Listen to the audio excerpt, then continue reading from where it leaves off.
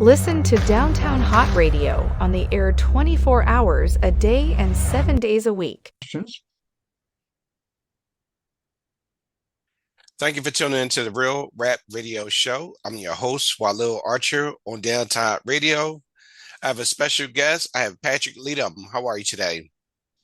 I am wonderful today. Pleased to be here. So glad to have you as a guest today. Let everybody know where you're joining us from.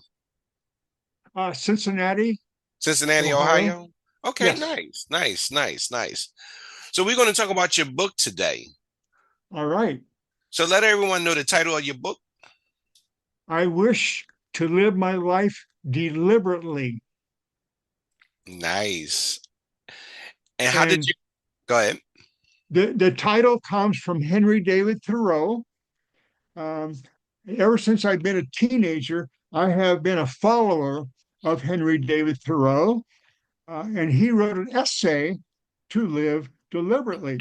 A couple of his stanzas. One, I wish to live deliberately to front only the essential facts of life. The second stanza is, I wish to learn what life has to teach and not, when I come to die, discover that I have not lived. Truly, in line with Thoreau for philosophy, I have lived a life deliberately.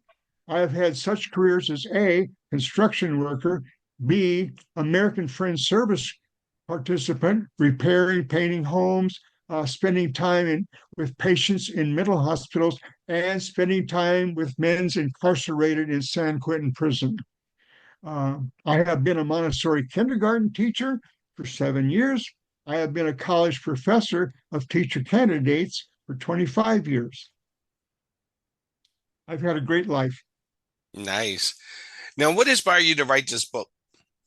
I have written journals for off and on for many years. For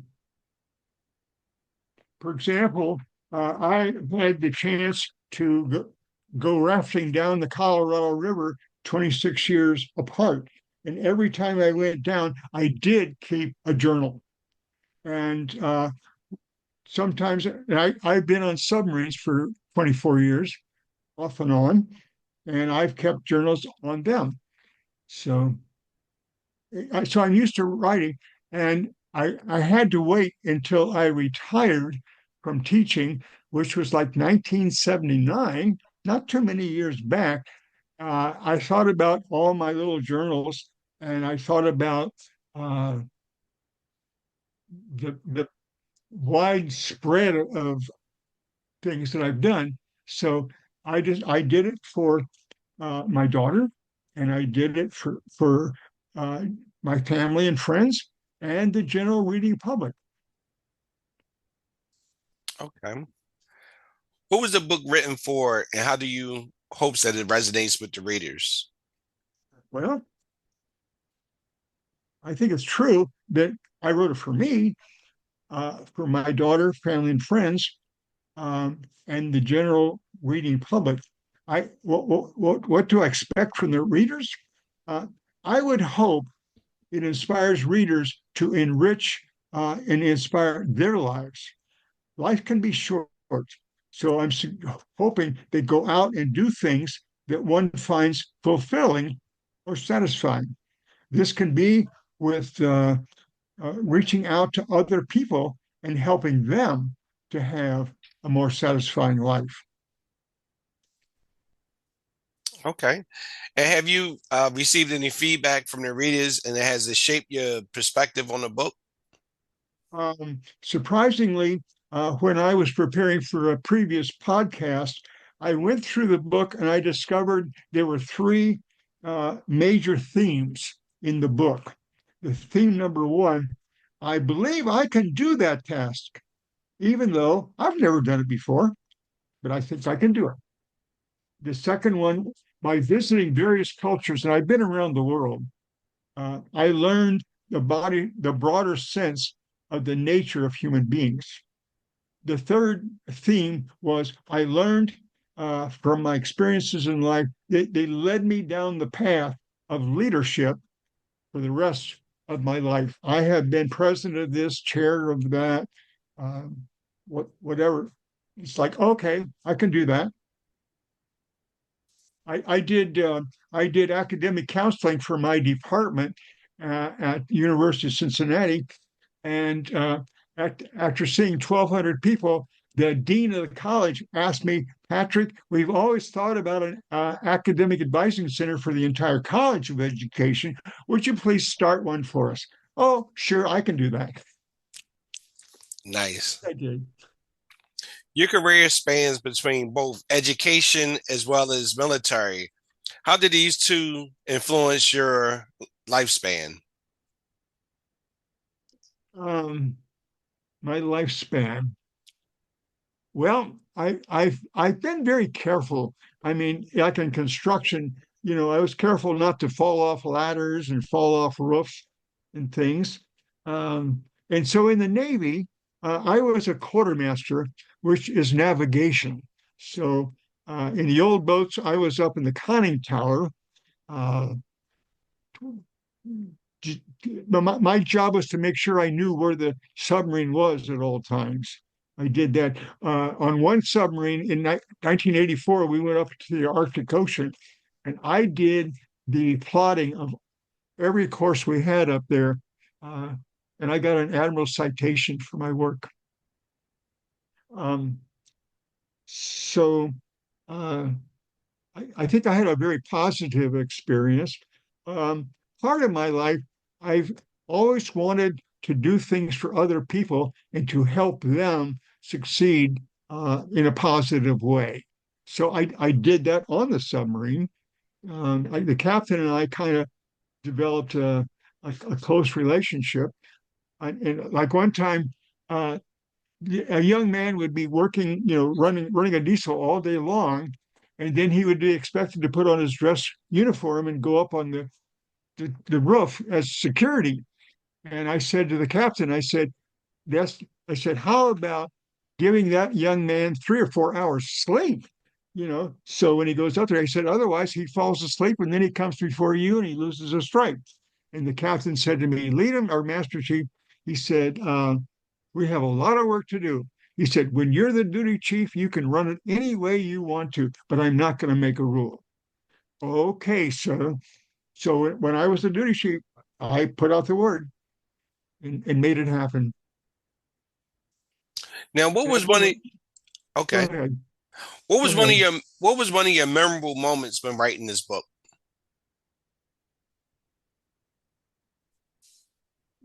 It I've written 3 books, and this was the hardest one. Uh, Constantly trying to think of what works in the book. I try part of my vision of the book. It's like flying down the a mountain range, just going lengthwise along the peaks of the mountains.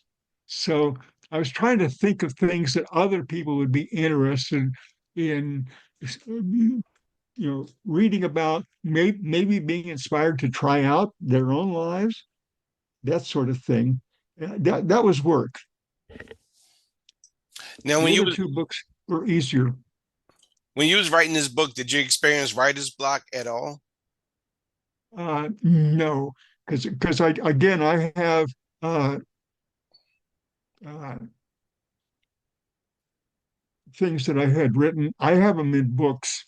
Like I went down the Colorado River twice on rafting trips, and I kept journals in 26 years apart. So I had them to me. Yeah. No, I did not have writer's block. Okay. And how many chapters is in this current book?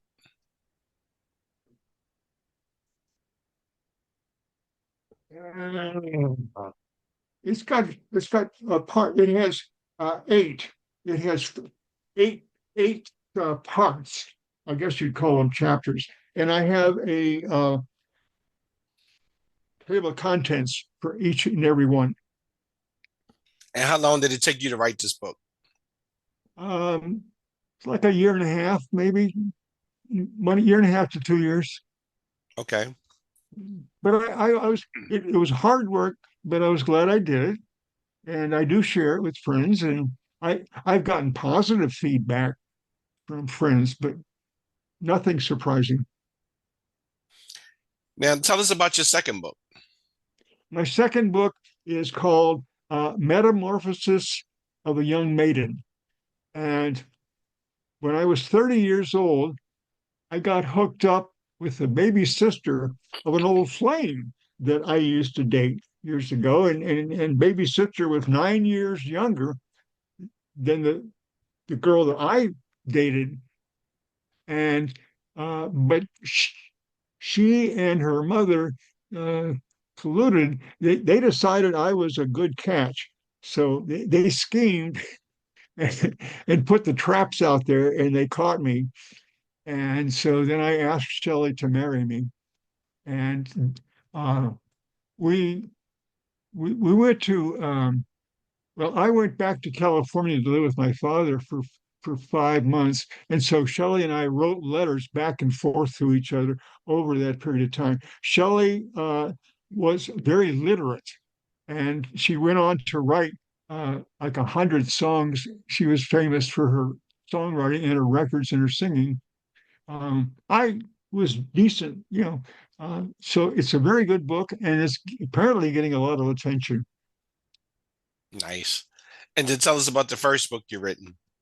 Well, the first book is I Wish to Live My Life Deliberately, but then it got interrupted by the second book, Metamorphosis. But then my last course I taught at University of Cincinnati, uh, teaching and learning in a diverse classroom. And it was all about different kinds of students that you might have in your classroom, those that are immigrant, those that have, English as a second language, um, those that are homeless, those that are LGBTQ type thing. Um, so uh, students don't remember a whole lot these days. So what I did is I made the final exam an essay. And so I said to the students, pick 4 or 5 topics out of 30 that we've written, that we've studied, and go deep. And 13 students really took it seriously, and they went very deep, and they wrote beautiful solid gold chapters. I sent each one of them an email, may I publish your work? And all 13 said yes. I said, thank you. So I wrote a book called a companion reader for any professor, teacher, administrator that wishes to make their courses multicultural, much more multicultural. And so that's the name of it. I Okay. Yeah. You have had unique experience of leading in both academic and military environments. What leader, Yes. what leadership lessons do you think apply universal no matter what the setting is? What what what say that once more? Yes, sir. What leadership lessons do you think apply universally no matter what the setting? Right? Leadership applies universally. Um, Leadership is a lot of leading the people. You look to the people to kind of indicate to you what it is that they wish you were leading. So they have a big hand in how you plan and what you work through. Now in the Navy, um, I tried to take care of the sailors under me. I tried to make sure they were taken care of. You I actually had a sewing machine. And so when the young sailors went up in rate, and we call it an eagle, but it's really the eagle. Uh, and I had a sewing machine, and when young men got in rate, I was the one that took their clothing and I sewed the eagles on. So, and sometimes I shortened their pants and things. So whatever they needed, and I know in the one ship, it was a very difficult place. It became a kind of a slave ship, and the young men said, "Oh, I'm gonna tell them I'm taking drugs or something like that." I said, "Don't do that." I said, "If you get kicked out of the Navy under Section 8, you're going to pay for that the rest of your life. So please don't do it." So, and then when my mother was dying, Red Cross message, "Please come home." And so when I was getting ready to do that, the young men came back to my chief's room and said, "What can we do? Can we?" I said, "Well, you can dry these in the dryer. You can get me a cup of coffee." And so they wanted to help me in any way they could because I'd always been helping them. Any future plans on writing a fourth book? I did have some plans. Uh, when we had 9/11 back in 2001, they created No Child Left Behind, and they put in high stakes testing, and they penalized school districts. If there were 13 categories, and if you didn't meet all 13, you were considered a failure. So schools across America, they stopped teaching higher order thinking. They started teaching their students to memorize so they got scores on tests. So they have not taught higher order thinking, such as analysis, synthesis, critical thinking, complex evaluation. So they haven't taught that. I taught a freshman class for 23 years, and inevitably, about 3 or 4 weeks into the course, I would say, "It doesn't seem to me that you guys really know very much." And they would say, "Well, we were taught to memorize to get the script, but nobody told us to remember anything." I said, "You're kidding. You needed somebody to tell you to remember?" And yes, we do. So all my finals are based on the students writing essays. So they have to think about what they're writing. Some of the students comment, "Hey, you helped me think." I did use a little pamphlet, 2 pamphlets from the Foundation for Critical Thinking. One was how to analyze, and eight different topics within analysis, and one had to do with fallacies, and they had to. It was 50 pages each one, and they had to read 10 pages, and then they had to write a 1-page memo to me. What did you learn? Okay, now read the next 10 pages. What'd you learn? There were no right and wrong answers. I just wanted to see how the students responded to the information. And so I think I was somewhat successful. Nice. Now, where can they find your books at online for purchase? Barnes and Noble, and what's the big house? Amazon? Yeah. They're there. They can be texted. I mean, looked online. Okay. They're there. And as we close out, do you have any final thoughts or closing remarks? Well, I'm very appreciative that you invited me onto your show. I feel very good about my books. It may take more of a lifetime for them to show up more. I've invested a lot of money. In the publishing world, there are people that'll take your money, but you don't really get much out of it. So I've kind of backed off for a while. But no, I'm glad to advertise them on your show.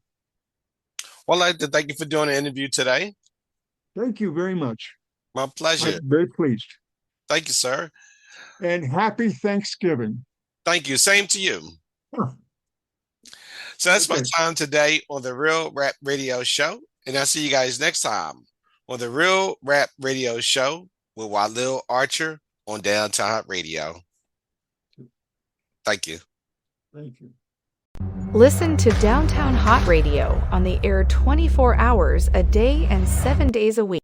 Tune in by downloading the Downtown Hot Radio's mobile app. Listen on our website, www.downtownhotradio.com.